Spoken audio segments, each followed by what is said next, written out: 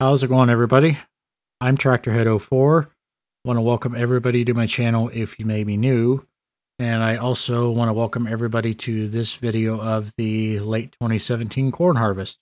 I was fortunate enough to be able to get a little bit of footage of this International Harvester 1460 combine running corn out in the field. So I just wanted to share the footage with everybody and share a little bit of information about the combine itself before I get started.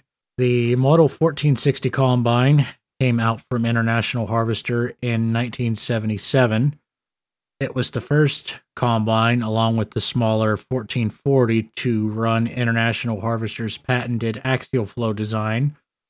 The axial flow design was basically a rotor system that replaced the typical drum systems of combines of the day, and it really turned the industry up on end, I feel.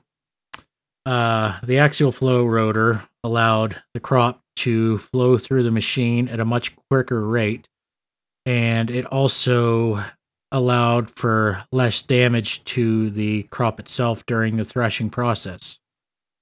The 1460 combine came with a 436 cubic inch engine, putting out 170 horsepower, and it had a 180 bushel grain bin, which was larger than the smaller 1440. The 1460 combine came with a 24-inch rotor.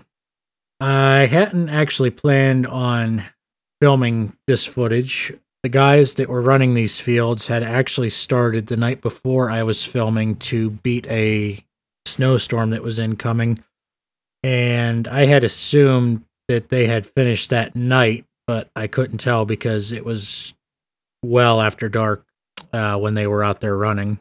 And when I woke up the next morning, I noticed the combine still sitting in the field and there was some corn standing yet. So I went out with the camera after I heard them fired up and was able to get at least a couple minutes of footage of them finishing the fields off.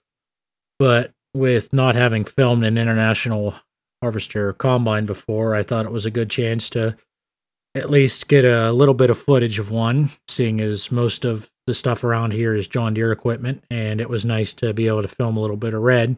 So I figured regardless, it would be at least a little bit of decent footage to put up, and better than nothing. So I hope you enjoy, and thanks for watching.